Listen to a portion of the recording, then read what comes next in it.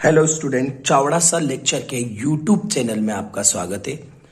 हम गणित कक्षा 10 प्रश्न बैंक 2021-22 के 5 अध्यायों के वीडियो आप लोगों को प्रोवाइड कर चुके हैं।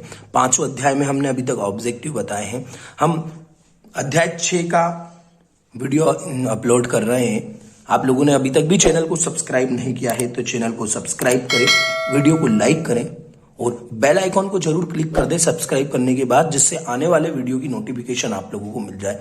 तो बिना देर करे शुरुआत करते हैं अध्याय 6 की, त्रिभुज। तो अध्याय 6 त्रिभुज, जिसकी ब्लूप्रिंट है 7 अंक की, 2 ऑब्जेक्टिव, एक 2 अंक का प्रश्न और एक 3 अंक का। 2 और 3 नंबर के प्रश्नों के प्रश्न बैंक के हल हम बाद में करेंगे। अभी हम 1 नंबर के ऑब्जेक्टिव की बात कर रहे हैं, बहुविकल्पीय प्रश्नों की बात कर रहे हैं। तो 2 आएंगे इसमें से और उसके लिए सही विकल्प चुनिए का पहला सही विकल्प है, यदि किसी त्रिभुज की एक भुजा के समांतर अन्य 2 भुजाओं को भिन्न भिन्न बिंदुओं पर प्रतिच्छेद करने के लिए एक सीधी रेखा खींची जाए तो यह अन्य 2 भुजाएं एक ही अनुपात में विभाजित हो जाती है। इस कथन को निम्नलिखित के नाम से जाना जाता है। ये स्टेटमेंट किसका है ये बताना है। तो ये स्टेटमेंट है आधारभूत अनुपातिक प्रमेय, जिसको थेल्स प्रमेय भी बोलते हैं। याद रखना, आधारभूत अनुपातिक प्रमेय का स्टेटमेंट है ये, इसको थेल्स प्रमेय भी बोलते हैं। अगला उन्होंने पूछा है कि त्रिभुज एबीसी में AB अगर 6√3 है, AC 12 सेंटीमीटर है और BC 6 सेंटीमीटर है, तो कोण B का मान क्या होगा। यहां पे ध्यान देना, उनने बोला है AB 6√3, AC दे रखा है 12 सेंटीमीटर और BC दे रखा उन्होंने 6 सेंटीमीटर, तब कोण B क्या होगा। तो कोण B कैसे पता करेंगे। तो देखिए, इसको पता करने के लिए हम अगर पाइथागोरस प्रमेय अगर इसमें लग जाती है और अगर कर्ण का वर्ग अन्य 2 भुजाओं के वर्गों के योगफल के बराबर हो जाता है तो ये 90 डिग्री का मान आ जाएगा। मैं आपको निकाल के बता देता हूं क्योंकि इसका आंसर 90 डिग्री है। कैसे निकलता है देखिए आप लोग। तो देखिए, इसने AC दे रखा है हमको 12, AB दे रखा है 6√3 और BC दे रखा है 6। हमने सभी का स्क्वायर कर लिया है और पाइथागोरस प्रमेय लगा लिए। 12 12 144 होता है, 6 का होता है 6 6 36 और गुणित √3 3 होता है, प्लस 6 6 36, 36 तिया 6 तिया 18, हासिल है 1 3 तिया 9 और 1 10 108 और 36। 108 को 36 में जोड़ेंगे तो वो 144 के बराबर हो जाएगा। मतलब सबसे बड़ी वाली भुजा का वर्ग अन्य 2 भुजाओं के वर्गों के बराबर हो रहा है। और जब ऐसा होता है तो समकोण त्रिभुज बनता है, मतलब पाइथागोरस प्रमेय प्रूफ होती है। और पाइथागोरस प्रमेय प्रूफ होती है मतलब समकोण बनता है। तो इसका जो मान होगा वो 90 डिग्री होगा। देखिए, मैं आप लोगों को एक एक चीजों के सॉल्यूशन करके इसीलिए बता रहा हूं कि जिससे आप लोगों की कंफ्यूजन कम रहे। अगला दे रखा है किसी त्रिभुज ABC में जो DE है वो समांतर है AB के और CD है 3 सेंटीमीटर, EC है 4 सेंटीमीटर, BE है 6 सेंटीमीटर, तब DA क्या होगा। उन्होंने एक त्रिभुज दे रखा है और उसमें DE समांतर बताया है AB के। इसको भी हम डायग्राम के थ्रू आप लोगों को बता देते हैं। तो देखिए, चित्र के माध्यम से मैं आप लोगों को बता देता हूं। इसने बोल रखा है एक त्रिभुज ABC है और उसमें DE समांतर है AB के। जब DE समांतर AB के बताना होगा तो हम इस टाइप का एक त्रिभुज ड्रॉ कर लेंगे और इस बिंदु को C मान लेंगे, इसको A और इसको B मान लेंगे और यहां वाली लाइन मान लेंगे DE, क्योंकि DE समांतर है किसके, AB के। अब जो सवाल में बिंदु दे रखे हैं उन्होंने, वो बिंदु लिख लेते हैं। उन्होंने बिंदु दे रखे हैं CD बराबर दे रखा है 3 सेंटीमीटर, ये CD 3 सेंटीमीटर।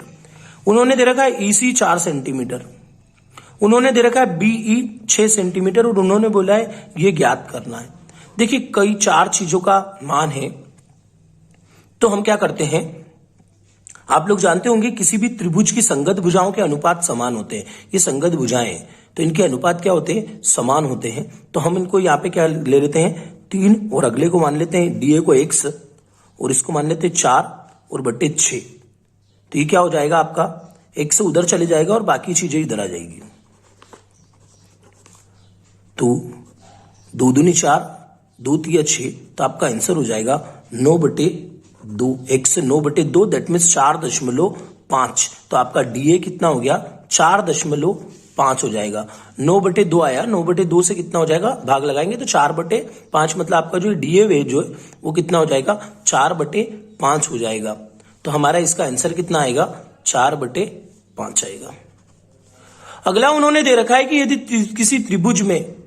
यदि एक त्रिभुज में किसी एक भुजा का वर्ग अन्य दो भुजाओं के वर्गों के योग के बराबर होता है तो पहली भुजा का सम्मुख कोण क्या होगा। तो पहली भुजा का जो सम्मुख कोण होता है वो 90 डिग्री होता है। अभी हाल में पाइथागोरस प्रमेय आप लोगों को पढ़ा के आ रहा हूं कि किसी एक भुजा का वर्ग अन्य दो भुजाओं के वर्गों के योग के बराबर होगा तो पहली भुजा, मतलब जो पहली भुजा ये जो कोण बन रहा है उसके सम्मुख कोण, मतलब उसके सामने वाला कोण कितने डिग्री का होगा।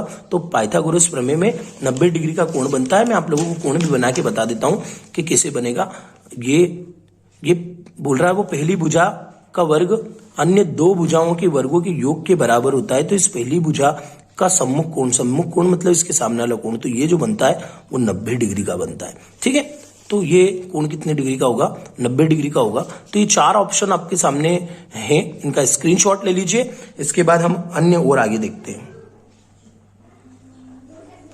नेक्स्ट 5वां उन्होंने दे रखा है किसी त्रिभुज एबीसी में डीई समांतर है बीसी के और एडी दे रखा है, डीबी दे रखा है, ए दे रखा है और ईसी दे रखा है, तब एक्स का मान ज्ञात कीजिए। सेम डायग्राम बनाना पड़ेगा जैसा हमने इसके पहले वाले में बनाया था। इसमें डी जो है वो बीसी के समांतर है, मतलब हमारा कोण ए बनेगा। ऊपर वाला जो कोण है वो ए बनाएंगे हम। मैं आप लोगों को इसको भी सॉल्व करके बता देता हूं। तो इस टाइप का एबीसी का एक डायग्राम बन जाएगा, इसमें वो डी पैरेलल हो जाएगा। तो आपका पहली भुजा का मान उन्होंने दे रखा है एक्स, दूसरी भुजा का मान दे रखा है x-2, तीसरी का दे रखा है x+2 और चौथी दे रखा है x-1। तो हम इसको कैसे हल करेंगे, संगत भुजाओं के अनुपात समान होते हैं उसके अकॉर्डिंग हल कर लेते हैं। तो x/x-2 बराबर x+2/x-1। तो इसका क्रॉस मल्टीप्लाई करेंगे तो x² - x बराबर इसका करेंगे तो एक बार प्लस में एक बार माइनस में बन रहा है, इसलिए हो जाएगा a का स्क्वायर और b का स्क्वायर। आप लोगों को पता ही होगा इनका प्लस और माइनस का मतलब a का स्क्वायर b का स्क्वायर होता है। तो इससे ये कैंसिल हो जाएगा, ये माइनस का x बचा, ये माइनस का 4 बचा, माइनस से माइनस कट गया तो x बराबर हमारा कितना आ गया, 4 आ गया। तो ये आपका जो 5वां ऑब्जेक्टिव है इसका जो आंसर होगा वो होगा हमारा 4। तो इसका भी हम लिख लेते हैं कितना, 4। अगले में पूछा उसने सभी वृत्त होते हैं, क्या होते हैं सभी वृत्त, जितने भी वृत्त होते हैं वो समरूप होते हैं। याद रखना क्या होते हैं, समरूप होते हैं। सभी वर्ग होते हैं, सभी वर्ग भी जो होते हैं वो भी समरूप होते हैं, सब एक जैसे दिखते हैं, सभी की आकृति एक जैसी दिखती है। आप लोगों ने देखा होगा छोटा वृत्त बनाए या बड़ा वृत्त बनाए, छोटा गोला बनाए या बड़ा गोला बनाए, जो भी गोला बनाएंगे आकृति गोले की होगी। अगर वर्ग बनाएंगे तो छोटा वर्ग बनाए चाहे बड़ा वर्ग बनाए उसकी भी आकृति क्या होगी, वर्ग जैसी होगी। तो ये समरूप होंगे, रूप समान होंगे इनके। तो सभी वृत्त समरूप होते हैं, सभी वर्ग समरूप होते हैं, सभी त्रिभुज, उन्होंने पूछा है सभी त्रिभुज समरूप होते हैं। कौन से त्रिभुज समरूप होते हैं, समबाहु त्रिभुज समरूप होते हैं। समबाहु त्रिभुज क्या होते हैं, समरूप होते हैं।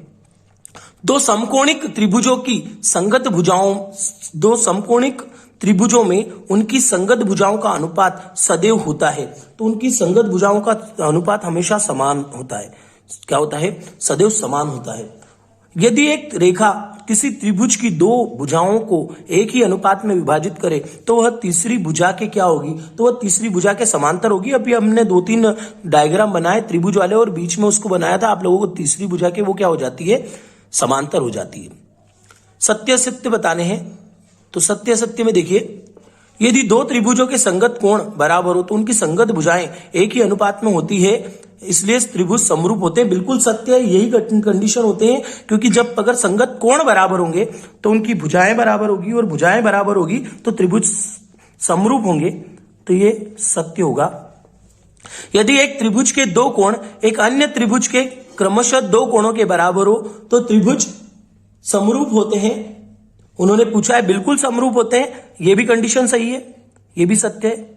एक समकोण त्रिभुज में कर्ण का वर्ग शेष दो भुजाओं के वर्गों के अंतर नहीं, वर्गों के योग के बराबर होता है। हमने पाइथागोरस प्रमेय पढ़ी है और वो वर्गों के योग के बराबर होती है। अंतर लिखा है, यह असत्य है। किसी त्रिभुज की भुजा की एक भुजा का वर्ग अन्य दो भुजाओं के वर्गों के योग के बराबर हो तो पहली भुजा का सम्मुख कोण समकोण होता है। बिल्कुल हम अभी हाल एक प्रूफ करके आए हैं। अभी हमने एक चौथे नंबर का ऑब्जेक्टिव पढ़ा था इसके पहले, उसमें हमने 90 डिग्री लिखा था, मतलब समकोण होता है। ये सत्य है, ये बात भी मैंने आप लोगों को डायग्राम के थ्रू भी बताई थी कि तीसरी भुजा मतलब वो कर्ण होता है, अगर उसके सामने वाली भुजा का कोण जो होता है वो 90 डिग्री होता है, मतलब वो क्या होता है, समकोण होता है। तो ये सत्य है। इसके बाद हम और देखते हैं एक वाक्य में उत्तर। क्या सभी समद्विबाहु त्रिभुज समरूप होते हैं? उसने उन्हें पूछा है क्या सभी समद्विबाहु त्रिभुज समरूप होते हैं? तो नहीं होते हैं, क्योंकि सारे समद्विबाहु त्रिभुज अलग अलग तरीके से बनते हैं, इसलिए वो समरूप नहीं होते हैं। उसने पूछा है क्या सभी वर्ग समरूप होते हैं? तो हम अभी हाल लिख के आए यहाँ पे, सभी वर्ग समरूप होते हैं, इसलिए सभी वर्ग क्या होते हैं, समरूप होते हैं। हाँ, सभी वर्ग समरूप होते हैं। तो ये आपके अध्याय 6 के ऑब्जेक्टिव हमारे सभी हो चुके हैं। आप लोग इनका भी स्क्रीनशॉट ले लीजिए। अगर अभी तक भी चैनल को सब्सक्राइब नहीं किया है तो चैनल को सब्सक्राइब करें, बेल आइकॉन को क्लिक करें, जिससे आने वाली वीडियो की नोटिफिकेशन आप लोगों को प्राप्त हो सकती है। इस वीडियो को यहीं समाप्त करते हैं। अगले वीडियो का इंतजार कीजिए, 7वां पार्ट हम जल्दी से लेके आएंगे।